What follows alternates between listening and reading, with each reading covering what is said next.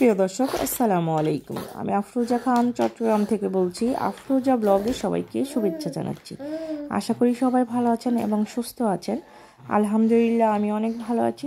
তো চলে আসলাম নতুন আরেকটা রেসিপি নিয়ে। আজকে আমি আপনাদের রান্না করে দেখাবো সবজি বিরিয়ানি। আর এই বিরিয়ানিটা খেতে খুবই মজার হয়। এটা যে সবজি বিরিয়ানি রান্না করার পর বোঝাই যায় না, এতটা মজার। মনে হবে যে আপনি মাংস দিয়ে রান্না করেছেন। তো সবজি বিরিয়ানি রান্না করার জন্য আমি একটা প্যান নিয়ে নিয়েছি। তো প্যানের মধ্যে হাফ কাপের মতো তেল দিয়ে দিয়েছি। এখন আমি ছোট ছোট করে কেটে রাখা আলুটাকে ভেজে নিব। তো প্রথমে আমরা আলুটাকে ভেজে নিব একটু লাল লাল করে। তো আলুটা যখন ভাজা হয়ে যাবে, হালকা একটু ব্রাউন কালার হয়ে যাবে, তখন আমরা এখানে একটা বড় সাইজের গাজর দিয়ে দিব। তো আমি এখানে গাজরটাকে দিয়েও 2 মিনিট ভেজে নিব। তো গাজরটা 2 মিনিটের মতো ভাজা হয়ে গেলে এইখানে আমি ফুলকপি ভেজে নিব।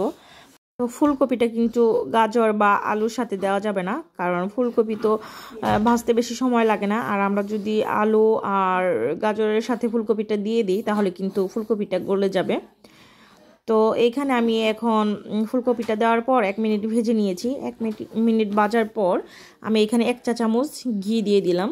তো তারপর হাফ চা চামচ কালো গোলমরিচ গুঁড়া। তো আস্তে আস্তে ভাজবো আর মশলাগুলা অ্যাড করব। তো এই পর্যায়ে এখন আমি দিয়ে দিলাম বিরিয়ানি মশলা, হাফ টেবিল চামচের মতো বিরিয়ানি মশলা দিলাম। তো দিয়ে ভেজে নিচ্ছি। আর খুব সুন্দর একটা গ্রান আসতেছে, যেহেতু আমরা এখানে ঘি দিয়েছি। তো ঘিটার খুব সুন্দর একটা স্মেল আসতেছিল। তো এইখানে আমি 3 টেবিল চামচের মতো টক দই দিয়ে দিলাম। টক দইটাকে কিন্তু আমি আগেই ফেটিয়ে নিয়েছি, ফেটিয়ে তারপর আর কি সবজির মধ্যে অ্যাড করেছি। তো এখন এর মধ্যে অ্যাড করব ঝালের জন্য কাঁচামরিচ পেস্ট। কাঁচামরিচটাকে আমি পেস্ট করে বেটে নিয়েছি।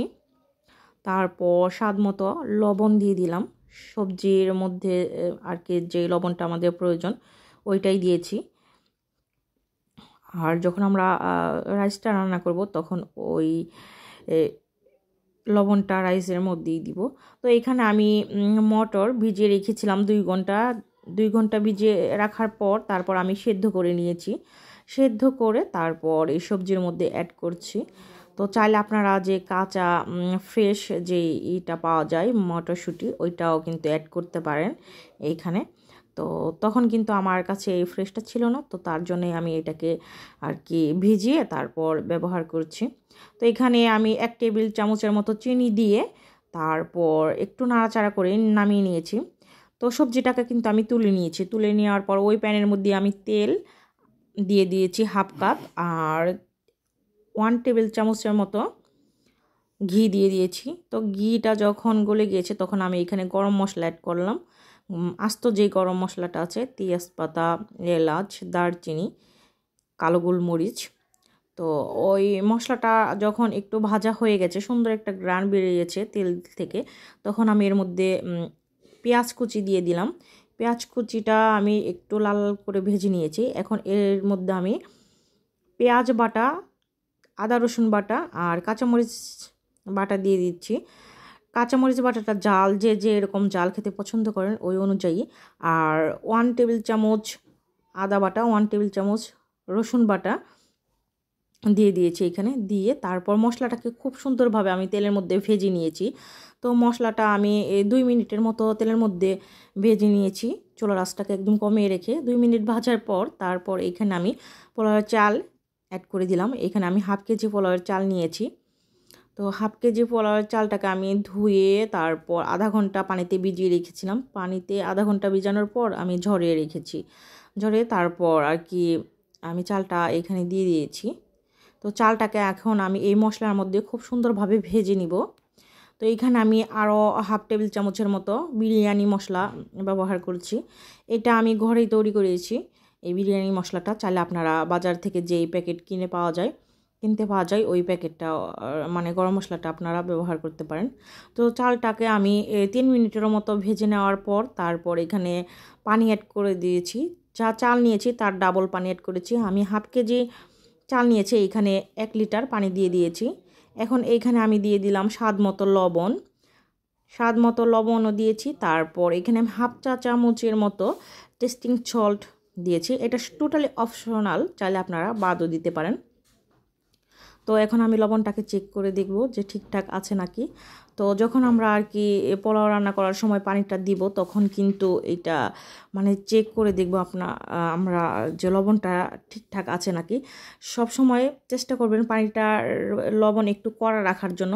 তো একটু যদি কড়া রাখেন তাহলে রাইসটা ফোটার পর আপনার লবণটা ঠিকঠাক মতো হবে। তো এখানে ফুটে ওঠার পর আমি 1 টেবিল চামচ গুঁড়া দুধ, তারপর 3-4টা আলু বখরা দিয়ে দিয়েছি। তো দিয়ে আমি চালটাকে ফুটিয়ে নিচ্ছি। তো এই পর্যায়ে কিন্তু চালটা ফুটে উঠেছে, আর 50% মতো ফুটে গেছে চালটা। তো এখানে আমি কিছু পোলাও পাতা অ্যাড করে দিলাম। এটাও টোটালি অপশনাল। পোলাও পাতাটা মানে অনেকেই চিনেন, আবার অনেকেই চিনেন না। তো এটা ঘ্রাণটা একদম পোলাওয়ের মতো। এটা ডাল বা অনেক কিছুতেই ব্যবহার করা হয়। তো চালটা আমার 80% মতো সেদ্ধ হয়ে গেছে। এখন আমি যে সবজিটা রান্না করে রেখেছিলাম ওইটা, তারপর 1 টেবিল চামচের মতো কেওড়া জল দিয়ে সুন্দরভাবে আলতো হাতে এটাকে মিক্স করে নিব চালের সাথে আর সবজির সাথে। সাবধানে মিক্স করতে হবে, চালটা ভেঙে যাওয়ার সম্ভাবনা আছে। চাল যদি ভেঙে যায় তাহলে কিন্তু আর বিরিয়ানিটা খেতে ভালো লাগবে না। তো আমি মিক্স করে উপরে এরকম পাহাড়ের মতো সমান করে দিলাম, এতে করে ভিতরে চালটা খুব সুন্দরভাবে ফুটে যাবে। আর উপরে 3-4টা কাঁচামরিচও অ্যাড করে দিয়েছি, এতে করে সুন্দর একটা ফ্লেভার আসবে কাঁচামরিচের। তো আমি 10 মিনিট পর বাটাকে আবার উল্টে পাল্টে নিচ্ছি। তো এই 10 মিনিট কিন্তু আমি চুলার আঁচটাকে একদমই কমিয়ে রেখেছিলাম। তো আমার চালটা কিন্তু একদমই ফুটে গেছে। এখন আমি এইখানে ঘি দিয়ে দিব 2 টেবিল চামচের মতো। আর আমার ঘিটা জমে আছে, আমি ঘিটা ফ্রিজে রেখেছিলাম তার জন্যই। তো ওইটাকে আমি দিয়ে তারপর আর কি সমান করে দিয়ে তারপর চুলাটাকে আরও 5 মিনিট দমে রেখে দিব। তো 5 মিনিট পর আমার সবজি বিরিয়ানিটা খুব সম্পূর্ণভাবে রেডি। চালটাও খুব সুন্দরভাবে ফুটেছে, চালটা একদম ঝরঝরে হয়েছে, গলেও যায়নি আবার শক্তও থেকে যায়নি। তো আমার সবজির বিরিয়ানিটা রেডি। আর এই বিরিয়ানিটা আপনারা রান্না করে দেখবেন কতটা মজার হয়, ছোট বড় সবাই পছন্দ করবে। আর এটা যে সবজি বিরিয়ানি এটা বোঝাই যায় না, মনে হবে যে আপনি মাংস দিয়ে রান্না করছেন, এতটাই মজার। তো রেসিপিটা যদি ভালো লাগে প্লিজ ভিডিওটিতে একটা লাইক দিয়ে দিবেন, আর আমার চ্যানেলটাকে সাবস্ক্রাইব করে দিবেন। যারা আমার ফেসবুক পেজ থেকে দেখবেন প্লিজ আমার ফেসবুক পেজটাকে শেয়ার করে দিবেন, ফলো দিয়ে দিবেন। সবাই ভালো থাকবেন, সুস্থ থাকবেন। আল্লাহ হাফেজ।